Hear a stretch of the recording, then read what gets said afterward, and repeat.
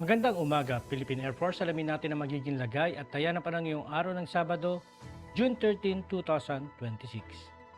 Para sa ating synoptic equation, wala pa rin tayong namomonitor na low pressure area na maaaring maging bagyo at makaapekto sa ating bansa.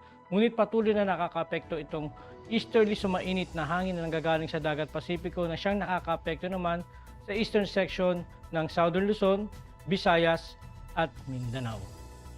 Dahil dito, asahan natin ang ating general area forecast sa buong Luzon, partikular na dito sa Metro Manila, sa buong Visayas ay makakaranas ng bahagyang maulap hanggang sa maulap na kalangitan na may pulupulong pag-ulan, pagkidlat o pagkulog, dulot ng easterlies at localized thunderstorm. Samantala dito naman sa Mindanao, asahan natin sa Davao Region ay makakaranas ng maulap na kalangitan na may kalat-kalat na pag-ulan, pagkulog at pagkidlat, dulot ng easterlies. Samantala sa natitirang bahagi ng Mindanao ay makakaranas naman ng bahagyang maulap hanggang sa maulap na kalangitan na may pulupulong pag-ulan, pagkidlat o pagkulog. Para naman sa ating flight level wind chart, asahan natin dito sa 2,500 to 5,000 feet na mapapansin pa rin natin dito sa way western section ng Luzon ay makakaranas pa rin ng southwesterly wind flow. At dito naman sa may eastern section ng Luzon ay makakaranas naman ng southeasterly.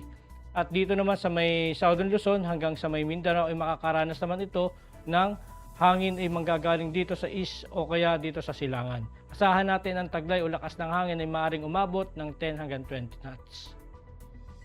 Dito naman sa 10,000 feet to 18,000 feet, asahan naman natin yung hangin ay manggagaling dito o dominante ang easterlies. At mapapansin natin ang lakas na taglay ng hangin dito lalo sa may Visayas hanggang Mindanao ay mas malakas at asahan natin na maaaring umabot ito ng 15 hanggang 30 knots.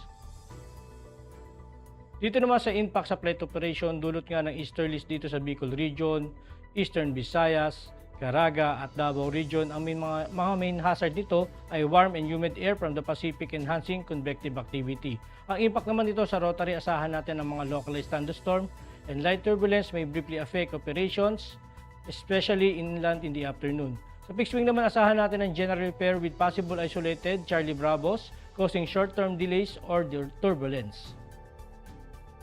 Para naman sa Metro Manila at natitirang bahagi ng ating bansa, dulot naman ito ng localized thunderstorm. Asahan natin na main hazard nito ay afternoon convective development producing gas fronts and heavy rain.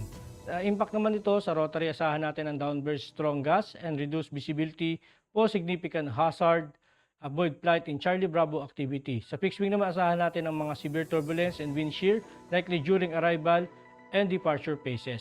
Aircraft may experience temporary delays or require diversions. Para naman sa ating astronomical information, ang araw ay sumikat kaninang 5:27 AM at lulubog mamayang 6:26 PM. Para naman sa ating moon illumination, meron tayong per percent decreasing. At para maging updated sa lagay at taya ng panahon, ipollow lang ang aming social media accounts ng Air Force Weather Center. At yan lang po lagay ng ating panahon ngayong umaga at sa ngalan ng aming commanding officer na si Colonel Alvin John Q. Gador Pop GSC, ako si Staff Sergeant Edmar B. Segadraca Jr., Philippine Air Force, Weather Broadcaster ng Air Force Weather Center. Muli magandang umaga at maraming salamat.